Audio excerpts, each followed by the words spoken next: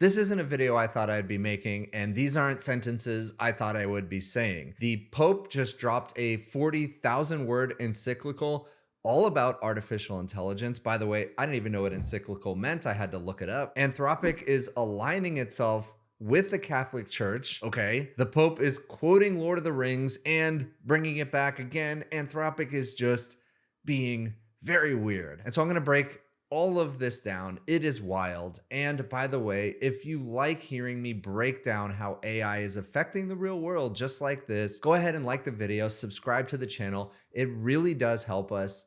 Thank you in advance. And this video is brought to you by Higgsfield. More on them later. All right, so here's the Pope's Twitter account. And what world are we living in? The Holy Spirit challenges us today regarding our relationship with technology and the ongoing digital revolution. Technology has the power to heal, connect, educate, and protect our common home, but it can also divide, exclude, and generate new forms of injustice. So here's the 40,000 word encyclical titled Magnifica Humanitas. So first, the title, Magnifica Humanitas, magnificent humanity is what that means. And basically what the Pope is trying to say is that there is something distinctly special about humans.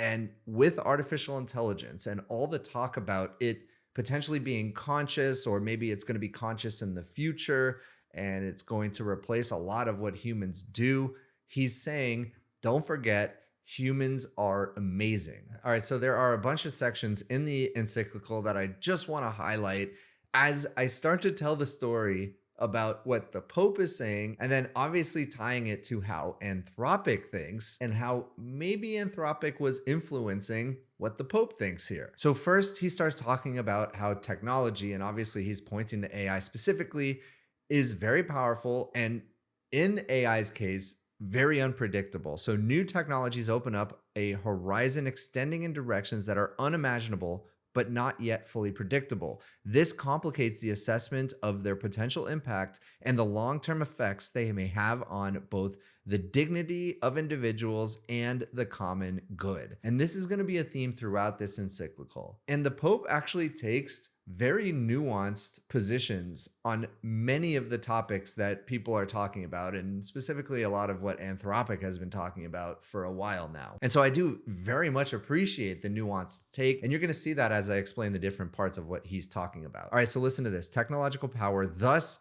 takes on an unprecedented, predominantly private aspect, which makes it even more challenging to discern, govern, and direct such power towards the common good. Now, he is saying private because right now, and it is true, there are very few people who are determining and deciding the future of artificial intelligence. Anthropic being one of the main ones. And what's kind of crazy about it is Anthropic has been a proponent of regulatory capture. Maybe they're not explicitly saying this, but with all of their behaviors and actions, they are very much trying to make it so that they and they alone get to decide the future of artificial intelligence. Look at the non-release of the Mythos model, their next generation frontier AI that is so good at cybersecurity. They said they literally can't release it. It's just too good. But only they get to choose which companies have access to it. And then they've gone in front of the US government and advocated more regulation around AI. And anytime you hear more regulation, if you think, oh, well, regulation sounds good, we should be regulating AI, think about who's asking for it. Anthropic is asking for it. They're in the lead. They have a ton of money already. And so if you're a startup and there's a ton of regulation, then it becomes increasingly difficult to enter the market. And that means less competition for Anthropic. This is all known as regulatory capture. But bringing it back to what he said, private, maybe this is an argument for open source. AI is basically decided in private right now. He goes on to say the primary choice is not between a yes or no to technology. He is effectively admitting there's no stopping it. You can't just say, okay, we're done, no more AI, because somebody else will build it.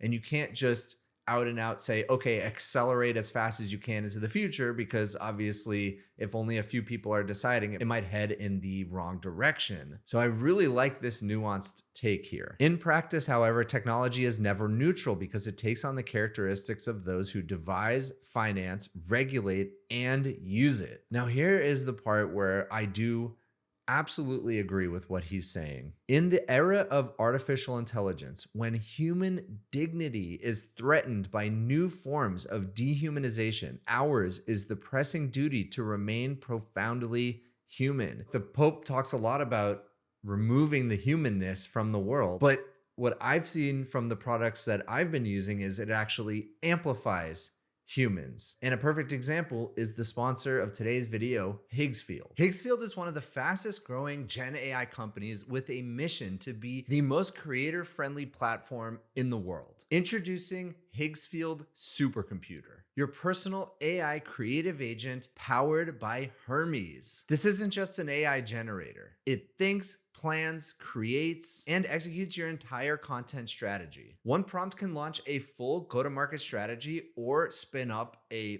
faceless YouTube channel. Think of it this way: Higgsfield gives you the tools, Supercomputer gives you the brain that knows what to make, where to post it, and when to post it. It gets smarter the more you use it and continuously improves based on your workflows. It taps into a live trending database, helping you catch trends at their peak instead of reacting to them too late. It can even act as a full CMO, building audience segments, creative strategy, content, and distribution, all from a single prompt. So if you're serious about scaling content, automating workflows, and staying ahead of the trends, this is the kind of system you want behind you. I'm going to drop a link down below. Check it out. Now back to the video. He goes on to say human dignity does not depend on a person's ability, wealth, or position in life, nor on the right or wrong choices made. He's saying AI has the chance to accelerate dehumanization. I think what this means, at least to me, is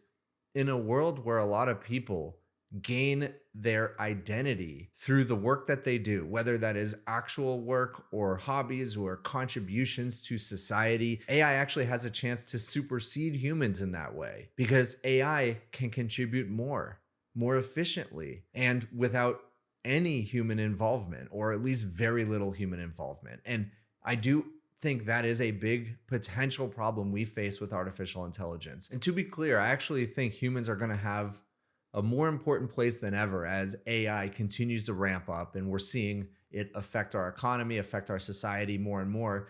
The human element becomes even more important. And I'm going to give you a very concrete example today of that. I basically can't stand AI generated writing at all. I just put in a policy for our newsletter that AI cannot be used to help generate our original essays. It took AI stripping the humanity out of the words that I was reading for me to realize how very special those human mistakes really were.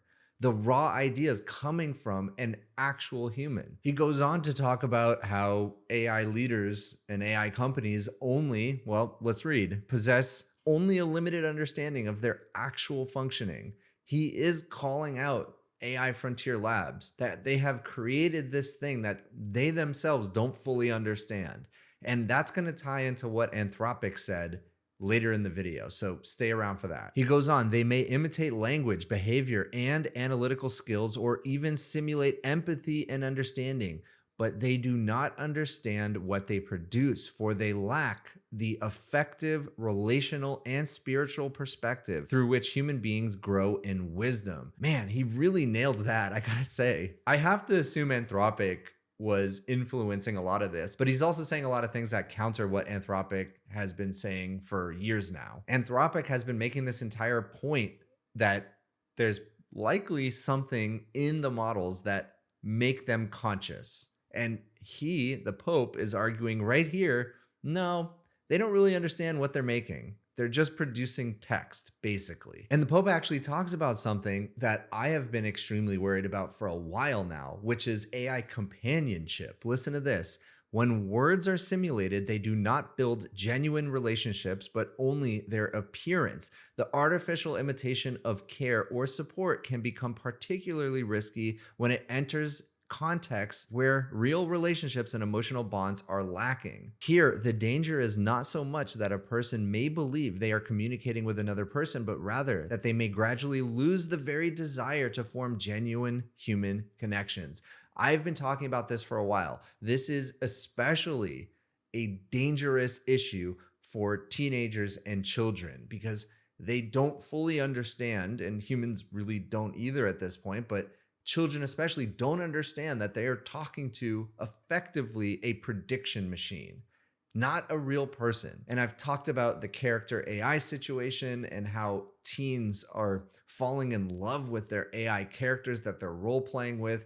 And then we also have a loneliness epidemic, which, in a lot of ways, AI kind of helps because if you're super lonely and you have no way to meet somebody, great, you're talking to AI and that fulfills a need of yours. But if we're at the same time having the biggest decline in birth rate in human history, then human connection is more important than ever.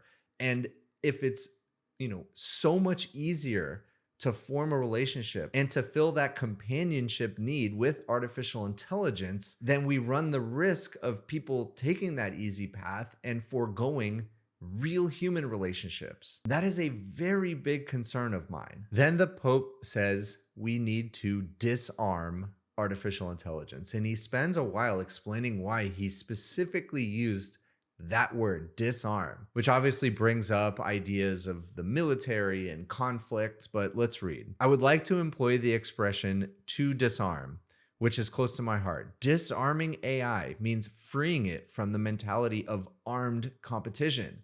And yes, even I talk about it as an AI race between the frontier labs, between the United States and China. These are all the way I even describe artificial intelligence. It is very much a race, which today is not limited simply to the military context, but is also an economic and cognitive phenomenon. This entails a race for ever more powerful algorithms and larger data sets, driven by the desire to secure geopolitical or commercial dominance.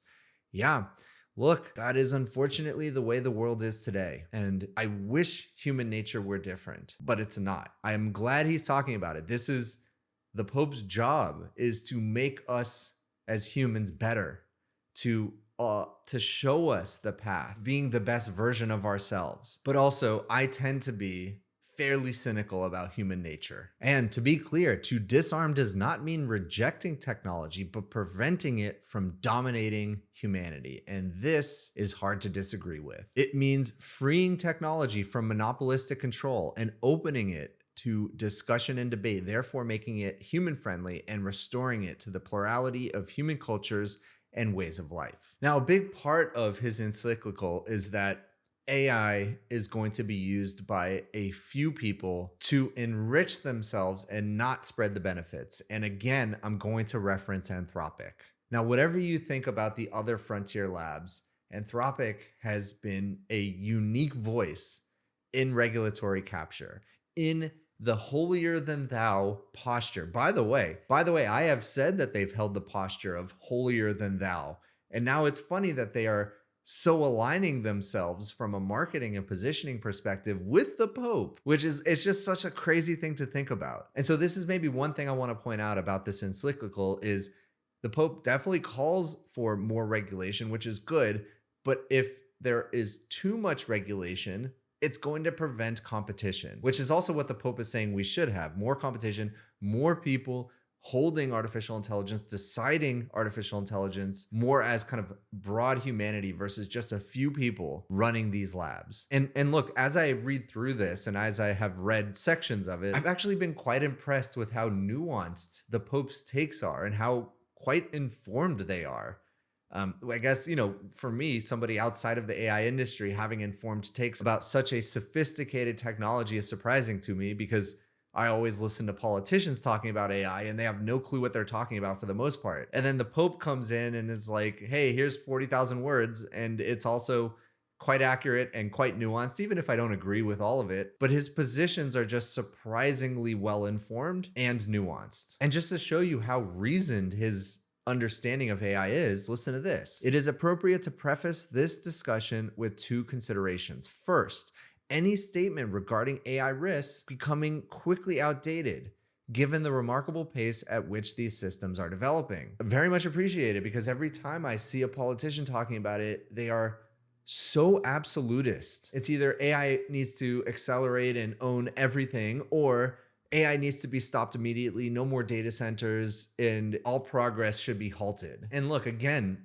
it seems like the Pope may be pro open source, even though he didn't explicitly say those words. Ensured that shared knowledge becomes a true common good rather than an instrument of dominance. Shared knowledge. There's only one way to have shared knowledge, and that is with open source. Otherwise, somebody controls it. I mean, he has so many strong takes in this. He rejects tech optimism, for example, and talks about how just assuming technology will benefit everybody kind of ignores how history has been. He talks about the attention economy, companies that are built on human weakness, exploiting addiction and insecurities, social media. These are very bad things. Okay, so wrapping this up, I was kind of blown away by a lot of his points. He is extremely knowledgeable about not only inner workings about how AI works and what we actually understand about them, but the current state of the AI frontier labs, potential future economic state with artificial intelligence, learning about AI, addictions, forming relationships with AI. I was just very impressed. Right, and here's the weird part. Anthropic, one of the co-founders, was invited to speak at the unveiling of this encyclical. And it just continues the weirdness that is Anthropic. You know, I've talked a lot about Anthropic and how I really do believe they think they're the only company that can create artificial intelligence safely. They have been such big champions of regulation, but regulation for everybody else, not them. They hold models back, like the Mythos model, because they think it's too powerful. Now only they can have it, and only the companies they choose to partner with can have it. Nobody else can have it. And they've also talked about, more so than anybody else, how AI might be conscious. And they treat AI as if it's not conscious today, it almost certainly will be in the future. And just their entire cult-like persona and now aligning themselves with the Catholic Church is just so wild to me. Here's one of the Anthropic co-founders giving a speech at the Pope's event. And again, they're the only AI lab that was invited, or maybe they invited themselves. I don't know how it worked, but they're there talking about how there's new things being discovered in these models every day. That, again, it's all very much like fear-based marketing, and now it's Pope-based marketing, and let's watch. I am a scientist. I lead a research team that studies the internal structure of these models. What is actually happening inside them? And I will be honest, we keep finding things that are mysterious, even unsettling. We find structures that mirror results from human neuroscience. We find evidence of introspection. We find internal states that functionally mirror joy, satisfaction, fear, grief, and unease. I don't know what that means, but I think it warrants ongoing discernment. So Brian Roemmel, very vocal in the AI industry, talks about how this is just gatekeeping in action, fear and safety as competitive moat and regulatory lever, talking about Anthropic. And again, this is Anthropic going to the highest authority, going above government, right? This is insane. They are aligning themselves in a way with the Catholic Church, with the Pope, that nobody can call them out. And it just seems so weird to me. Listen to this. The co-founder admitted uncertainty about their meeting, the meeting kind of as they find all of these very human-like qualities in artificial intelligence, kind of digging into the black box that are these AI models. He admitted uncertainty about their meeting, but called for ongoing discernment. Then Brian says, this narrative, drawn from Anthropic's interpretability research, including papers on emotion concepts in Claude Sonnet 4.5, and introspective capabilities in Opus 4 models,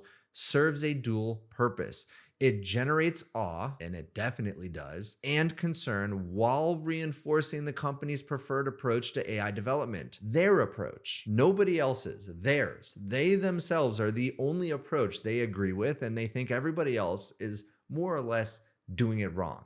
And if they're able to align themselves from a regulatory perspective with the government and from a higher authority perspective with the Pope and the Catholic Church, who's going to argue with them? The opposite of what the encyclical called for. Here we have David Sachs, the AI and crypto czar of the US government. The Pope rightly warns that AI must serve human dignity, not become a tool of domination or exclusion. But, and again, like this is very David Sachs to talk about and not a bad thing, but let's listen. But if we hand governments sweeping power over AI development in the name of safety, how do we prevent it from being used to censor, surveil, and control citizens, as Orwell foretold in 1984? This is the real alignment problem. Here's Tae Kim, a writer who has written exhaustively about NVIDIA and artificial intelligence in general.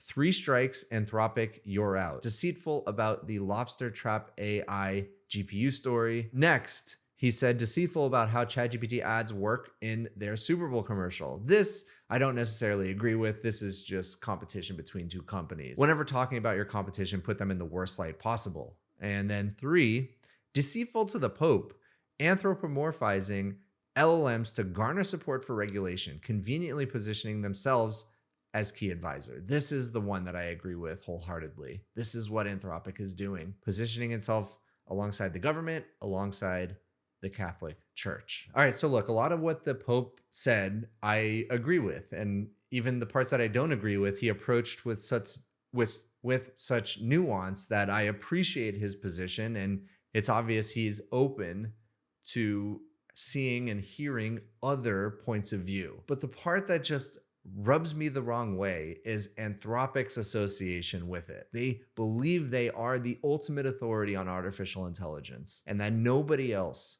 should be able to decide what happens with it, should be able to create their own models. And that just annoys the heck out of me. Thank you one more time to the sponsor of this video, Higgsfield.